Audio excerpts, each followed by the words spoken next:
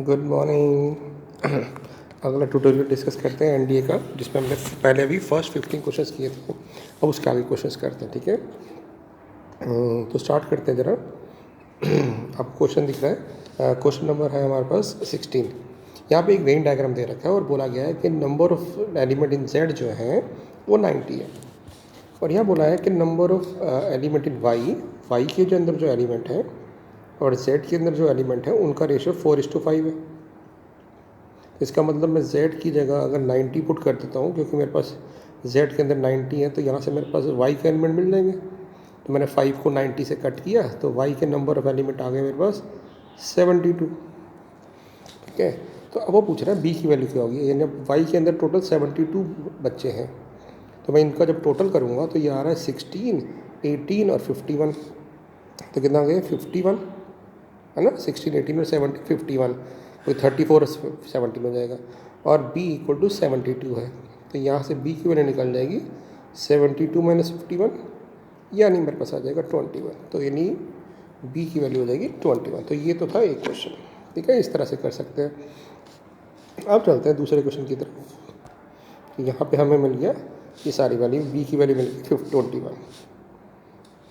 अब ये कह रहा है कि what is the value of N X plus N Y plus N Z minus X intersection Y, Y intersection Z, X intersection Z. और हमें पता है ये जो फॉर्मूला होता है ये होता है number of element in X union Y union Z का। यानी एक तरह से वो इन सबके एलिमेंट की बात कर रहा है, यानी सबको हम ऐड करेंगे जो सर्कल के अंदर आ रहे हैं। तो हमारे पास आंसर आ जाएगा A plus B plus C plus इनको ऐड करते हैं 16, 18, 34 और 17, 51, 51 और 12 हो गए आपके पास 51 और 12 हो गए 63। ये आंसर आना चाहिए। बट अगर हम नोट करेंगे तो यहाँ पे ऑप्शन ना ए प्लस बी की टर्म्स में दी हुई है, तो यानी सी की वैल्यू हमें पहले निकालनी पड़ेगी, क्योंकि देखो ऑप्शन में सी नहीं आ रहा, तो इसका मतलब सी की वैल्यू निकालनी पड़ेगी। तो सी की वैल्यू कैसे निकालें, हमें यहाँ पे दिया हुआ था जेड का टोटल 90, तो इसकी वैल्यू 90 दी हुई है, तो ऐड कर देते हैं। 18 और 12 हो जाएगा 30, 30 और 17 किया तो 47, 47 प्लस जेड इक्वल टू 90 हो गया। जेड की वैल्यू होगी 90 माइनस 47, तो 3 करके 50 और 40, 43। तो इसका मतलब सी की जो वैल्यू है, इसको मैं सी ले लेता हूँ, तो सी की वैल्यू 43 है। तो ए प्लस बी प्लस 43 प्लस 63, यानी मेरे पास आंसर आ गया ए प्लस बी प्लस 106, यानी इसकी वैल्यू आ गई मेरे पास ए प्लस बी प्लस 106, यानी ऑप्शन नंबर डी करेक्ट हो गई मेरे पास। ठीक है। अब देखते हैं अगले क्वेश्चन पे। ये कह रहा है the number of element belongs to neither X nor Y nor Z is P, यानी ऐसे एलिमेंट जो ना तो एक्स में आ रहे हैं ना वाई में आ रहे हैं ना जेड में, वो पी है। यानी इसका मतलब ये जो बाहर वाला एलिमेंट है ये पी है। तो पूछ रहा है कि number of element complement of X बताओ, एक्स के कॉम्प्लीमेंट में कितने आएंगे, मतलब एक्स को छोड़ के। तो अगर एक्स को हम छोड़ देंगे तो यानी ये बाहर वाले एलिमेंट पूछ रहा है कितने आएंगे। तो हमारे पास क्या मिल रहे हैं, वो मिल रहे हैं, अगर मैं बात करूँ तो p मिल रहे हैं मुझे बाहर, c मिल रहा है, b मिल रहा है और 17 मिल रहा है। यानी मेरे पास आंसर आना चाहिए p plus C plus B plus 17, ठीक है ना, जो बाहर के एलिमेंट एक्स को छोड़ के। अब मेरे पास ऑप्शन कैसी दे रखी है, p प्लस बी या p प्लस ए। तो इसका मतलब है मेरे पास जो ऑप्शन है मेरे पास आया था p plus B plus C plus 17, यही ऑप्शन दे रखे है ना, क्योंकि a तो अंदर है, p plus B plus C plus 17। मैं कैसे करता हूँ, c की वैल्यू पुट कर देता हूँ। c की वैल्यू 43 निकाली थी अभी हमने, या 43 पुट कर देते हैं, तो यह आ जाएगा p प्लस बी प्लस 60। तो क्या ऐसी कोई ऑप्शन है जिसमें p प्लस बी प्लस 60 दे रखा हूँ, तो हम देख रहे हैं ये ऑप्शन है हमारे पास ए ऑप्शन, तो ए ऑप्शन करेक्ट हो जाएगी। तो इस तरह से ये क्वेश्चन कर सकते हैं। तो ये एक सेट का क्वेश्चन था, अच्छा क्वेश्चन था समझने के लिए, ठीक है। अब चलते हैं अगले क्वेश्चन की तरफ। अगला क्वेश्चन जो है वो ट्रिग्नोमेट्री पे बेस्ड है। देखते हैं क्या क्वेश्चन है। यहाँ पे ना हमें tan 3 का एक फॉर्मूला लगाने की कोशिश करनी थी। तो आपको पता है tan 3 का एक फॉर्मूला होता है, tan 3 का फॉर्मूला होता है 3 tan a minus tan cube a upon 1 minus 3 tan square a। ये होता है tan 3a का फॉर्मूला, और डिवाइडेड बाई tan a है। तो आप देखोगे ये ऊपर से ना tan a की कट लेके कॉमन लेके कट जाएगा, तो हमारे पास रह जाएगा 3 minus tan square a upon 1 minus 3 tan square है, और ये दे रखा है हमें k के इक्वल। तो अब इसको सॉल्व करके हमें tan स्क्वायर की वैल्यू निकालनी है, तो निकाल लेते, क्रॉस मल्टीप्लाई कर देंगे। तो 3 minus tan square equal to K minus 3k tan square A, क्योंकि मैं tan a स्क्वायर ए निकालना तो इसकी टर्म्स को एक साथ कर देता हूँ, तो 3 का मैं उधर ले जाऊँगा, तो ये आ जाएगा tan square A is equal to K minus 3 upon 3 K minus 3, और इधर आ जाएगा 3k माइनस 1, ठीक है ना, क्योंकि 3k इधर आएगा और फिर मैं उसको ले जाऊँगा, तो k minus 3 upon 3k minus 1, तो ऑप्शन नंबर बी करेक्ट हो रही है, तो हमारा आंसर हो गया। अब जो 20th क्वेश्चन था वो इसी पे बेस्ड था कि रियल वैल्यू ऑफ k के लिए, मतलब रियल वैल्यू के लिए k जो हो कहाँ लाई करेगा। अब हमें पता है कि बेटा tan की जो वैल्यू है वो आ चुकी है रूट में under root k minus 3 upon 3k minus 1, और हमें पता है रूट के अंदर वाली टर्म हमेशा पॉजिटिव होती है, तो इसका मतलब हम कहेंगे कि k minus 3 upon 3k minus 1 should be greater than 0, तो 3k माइनस 1 से हमने ऊपर नीचे मल्टीप्लाई कर दिया और जो अपॉन था उसको राइट साइड ले गए ताकि वो परफेक्ट स्क्वायर बन गया। अब k माइनस 3 और 3k माइनस 1 0 से बड़ा होना चाहिए, बट 3k माइनस 1 0 नहीं हो सकता, ये भी ध्यान रखना हमने, क्योंकि अपॉन था, यानी k माइनस 3 और k माइनस 1/3 0 से ग्रेटर होना चाहिए। तो जब इसको वेविकर मेथड से करेंगे, ये माइनस इन्फिनिटी प्लस इन्फिनिटी, ये 1/3 आ गया, ये 3, तो प्लस माइनस प्लस, तो हमारा ये ग्रेटर देन 0 कब हो रहा है, इस वाले रीजन में, यानी हमारा आंसर जो है k की वैल्यू किसके बीच में लाई करनी चाहिए, माइनस इन्फिनिटी से 1/3 यूनियन 3 टू इन्फिनिटी। अब वो कह रहा है कि इसमें k किसके बीच में लाई नहीं करेगा, k can not lie between, तो देखो ये वाली 5 ऑप्शन तो गई, 1/3 1/5 और 5 के बीच में कैन तो लाई नहीं करेगा, है ना, मतलब ये तो हो पॉसिबल नहीं है, मतलब लाई कर रहा है यहाँ पे, क्योंकि 3 के बाद के नंबर लाई कर रहे हैं, 7 में लाई कर रहा है। अब बचती ये ऑप्शन, इन दोनों में से कौन सी ऑप्शन करेक्ट है, यहाँ पे 1/3 वैरी कर सकता है, ठीक है, तो यानी ये ऑप्शन करेक्ट होगी जिसमें हम कह सकते हैं कि 1/2 और 2 के बीच में लाई नहीं करेगा, क्योंकि 1/2 इसके बीच में आएगा, है ना, क्योंकि ये 1/3 मतलब 0.33 और 1/2 मतलब 0.5, 2 यहाँ पे और 3 यहाँ पे, तो हमारा आंसर इसके बाद और यहाँ आ रहा है, तो यानी यहाँ नहीं लाई करेगा, तो यानी ये ऑप्शन करेक्ट हो जाएगी, क्योंकि इसमें 1/3 मैच कर रहे हैं, इसलिए हमने इसको नहीं लिया, ठीक है ना। अब यहाँ पे सिर्फ एक कन्फ्यूजन है, ओपन ब्रैकेट दिया कि क्लोज दिया, तो क्लोज दिया तो फिर ये नहीं होगा, ठीक है, तो ये कन्फ्यूजन रहेगी, अदरवाइज बी ऑप्शन से हमें सीधा सीधा पता चल रहा है। अब चलते हैं अगले क्वेश्चन की तरफ। अगला क्वेश्चन देखिए क्या है, ओके, अगला क्वेश्चन देखते हैं, ये थोड़ा सा इंटरेस्टिंग क्वेश्चन है। यहाँ दिखा हुआ है आपको, अगर डिस्टर्बेंस आ रही है तो देखिए मैं स्कूल से एक्चुअल में बना रहा हूँ, ठीक है, तो डिस्टर्बेंस आ रही है तो इतना ही हम कर लेते हैं अभी, ठीक है। ओके बेटा आगे करते हैं, थोड़ा डिस्टर्बेंस था इसलिए मैं रुक गया था, करते हैं स्टार्ट। 21st क्वेश्चन पढ़ते हैं, क्या लिखा है, ABCD is a trapezium in AB and CD are parallel and BC is perpendicular. अगर हम इस इंफॉर्मेशन को बनाएं तो ये बेसिकली क्या कह रहा है कि A और B ये है, BC परपेंडिकुलर है CD पे, और ये हमारा ट्रेपीजियम हो गया इस तरह से, ठीक है। अब वो कह रहा है ADB एंगल थीटा है, ये एंगल हमारा थीटा है, उसके बाद ABD अल्फ़ा है, दिस इज़ अल्फ़ा, ये हमारा हो जाएगा 90 डिग्री, राइट, और ये एंगल क्या हो जाएगा, ये हो जाएगा हमारे पास 180 माइनस थीटा प्लस अल्फ़ा।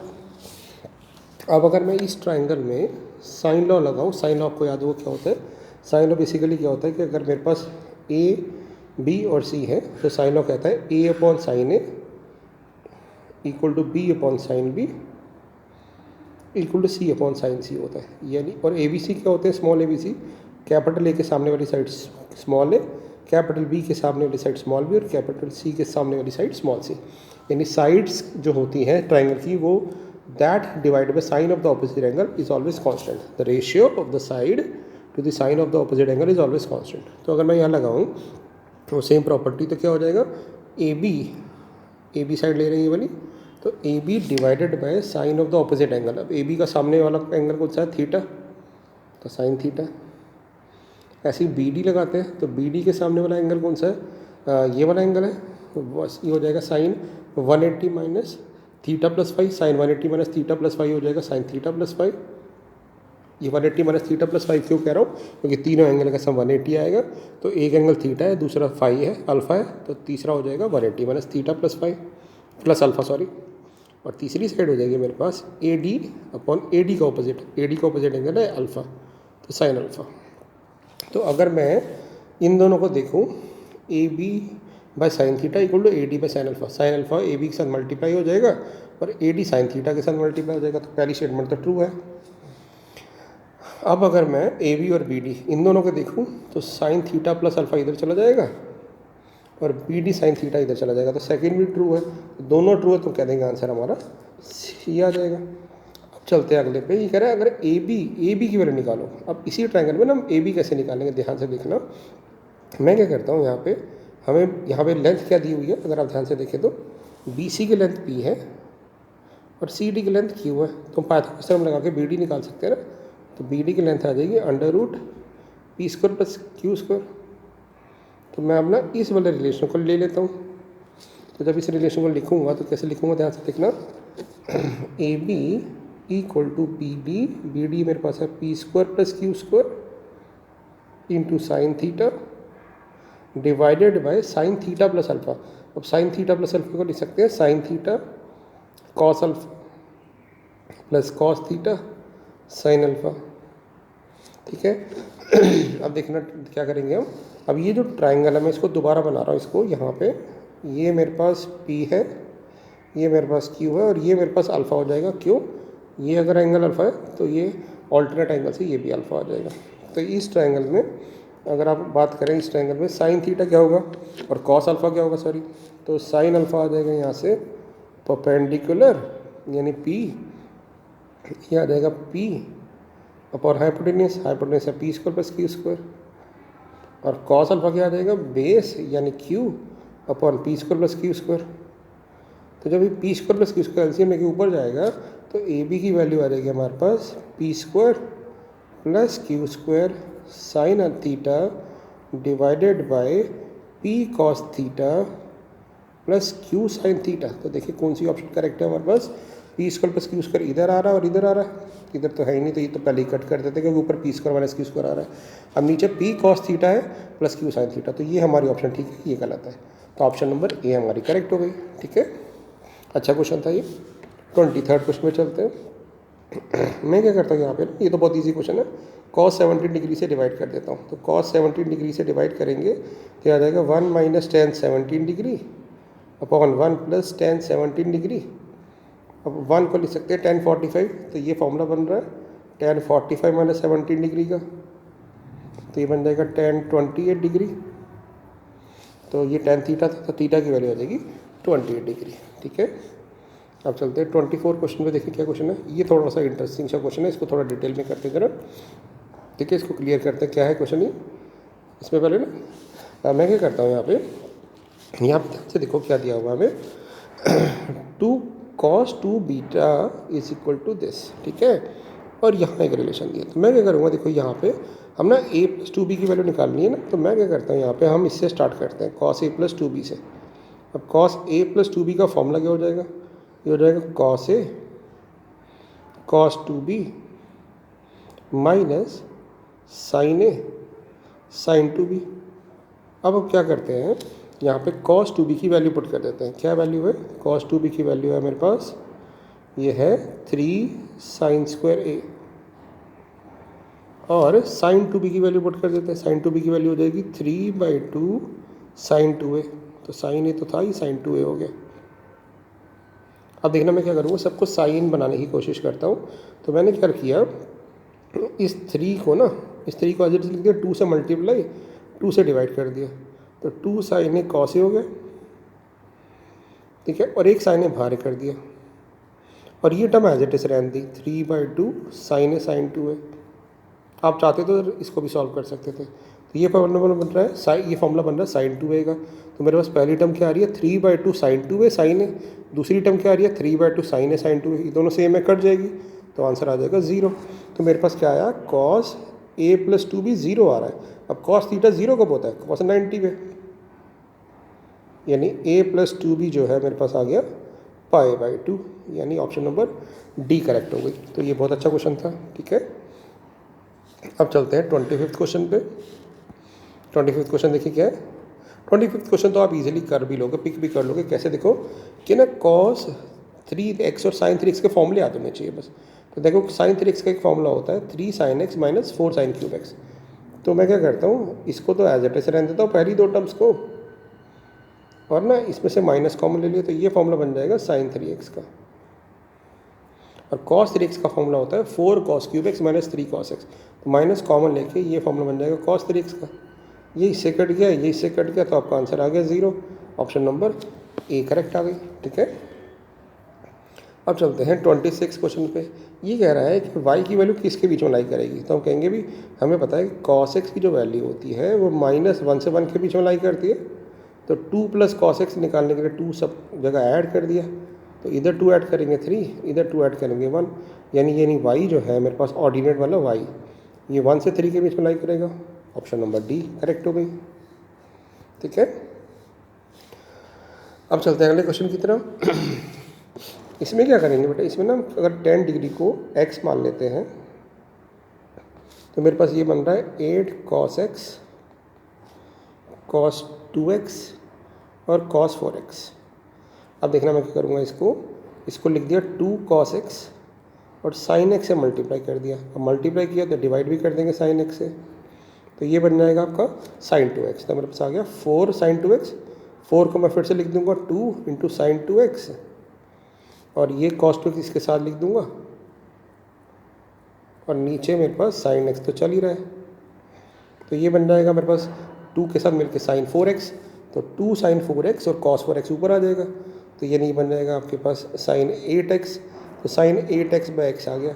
अब x की वैल्यू मैं यहाँ पुट करूँगा तो मेरे पास आ रहा है sin 80 डिग्री और sin 10 डिग्री। अब sin 80 क्या लिख सकता हूँ मैं, sin 80 को लिख सकता हूँ को sin 90 माइनस 10, और sin 90 पे कॉम्प्लीमेंट चेंज होकर cos 10 हो जाएगा। तो मेरे पास आ गया cos 10 degree upon sin 10 degree यानी cot 10 डिग्री। तो ये ऑप्शन मेरी करेक्ट हो गई। ठीक है ना, तो ये हमारा आंसर आ जाएगा। तो क्लियर है आपका क्वेश्चन, ही इस तरह से हम कर सकते हैं वैल्यूज़ को। अब चलते हैं अगले क्वेश्चन की तरफ। यहाँ पे 28 क्वेश्चन देखें, तो इसमें अगर आप ना cos a minus cos b का फॉर्मूला लगाओ तो ये बन जाएगा -2 sin a plus b by 2। तो 45 और 20 करोगे तो 60 बाई 2 30 डिग्री आ जाएगा। और फिर sine of a minus b by 2 होता है, तो 48 में से 12 गए, तो 48 में से 12 गए 36, 18 डिग्री हो जाएगा। तो अब हमारे पास sin 30 की वैल्यू हाफ होती है और इसकी वैल्यू √5 माइनस 1/4 होती है, तो माइनस हट जाएगा, तो 1 माइनस √5/4। तो ऑप्शन नंबर बी करेक्ट हो गई। ठीक है, और अब देखते हैं क्वेश्चन नंबर ये रहा 29। ये कह रहा है कि ABC एक राइट एंगल ट्राइंगल है, ठीक है, जिसमें sin B 1/3 है और cos x C 3 है। तो cos x 3 को मैं लिख सकता हूँ sin C = 1/3।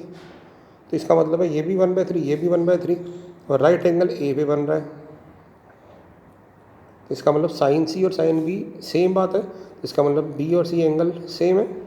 तो यानी 45 डिग्री हो गया आपके पास। ठीक है, यहाँ पूछा बेसिकली कि if ABC is a right triangle है एट AB और sin B 1/3 है, देन cos C भी 1। अच्छा, यहाँ पे पूछ रहा है कि क्या ये हर बार होगा, बेसिकली ये पूछ रहा है। तो हमने बोला कि अगर sin B 1/3 है, ठीक है, तो यहाँ पे हमें चेक करना है। तो हम क्या करते हैं, इसको A माना, इसको B मानते हैं, इसको C मानते हैं। तो sin B क्या हो जाएगा मेरे पास, sin B हो जाएगा मेरे पास परपेंडिकुलर, ये बेस है हाइपोटेनस। तो sin B है मेरे पास 1/3, तो इसको मैं K मान लेता हूँ, इसको 3K मान लेता हूँ। तो ये क्या आ जाएगा मेरे पास, बेस 2√2K। तो cos x C कैसे निकालेंगे, cos x C इस ट्राइंगल में हो जाएगा, cos x होता है आपके पास cos x C, जैसे sin थीटा होता है परपेंडिकुलर पर हाइपोटेनस, तो ये हो जाएगा हाइपोटेनस अपॉन परपेंडिकुलर। तो C के लिए हाइपोटेनस 3K है और परपेंडिकुलर सामने वाला होगा K 2√2K। ठीक है, तो इसका मतलब कैसे कट जाएगा, तो cos x की वैल्यू तो 3/2√2, इसका मतलब ये ऑप्शन तो इनकरेक्ट है। ठीक है ना, तो ये इनकरेक्ट है। नहीं तो इसको ऐसे भी देख सकते थे कि ना अगर एक एंगल 90 डिग्री है, ठीक है, तो A 90 है, तो इसी में अगर मैं B की जगह लिख दूँ π/2 माइनस C, क्योंकि 2 का सम 90 होगा, तो ये तो आपके पास आ जाएगा cos C। कॉस सी मेरे पास आ गया 3, तो कॉस सी का उल्टा हो जाएगा 1 सेक, तो सेक 3 आएगा, कॉसेक थोड़ी आएगा, ठीक है ना। तो इसलिए इन्फॉर्मेशन भी गलत है। अब चलते हैं दूसरे क्वेश्चन की तरफ, मतलब इसी का दूसरे ऑप्शन, यानी फर्स्ट ऑप्शन तो गलत है, यानी ये तो हो नहीं सकती 1 ओनली, बोथ भी नहीं हो सकती। अब बचता है या तो 2 से करेक्ट होगा या 2 नहीं करेक्ट नहीं होंगी। तो यहाँ पे ना कोसाइन फार्मूला लगा दो। कोसाइन फार्मूला याद होगा आपको, a² plus c² minus b² upon 2ac equal to c times a² plus b² minus c² upon 2ab। तो यहाँ पे 2 से 2 कट रहा है, a से 1 कट रहा है, ठीक है। क्रॉस मल्टीप्लाई कर देते हैं, c इधर चला जाएगा, b इधर चला जाएगा, तो b² a² plus c² minus b² equal to आ जाएगा c² a² plus b² minus c²।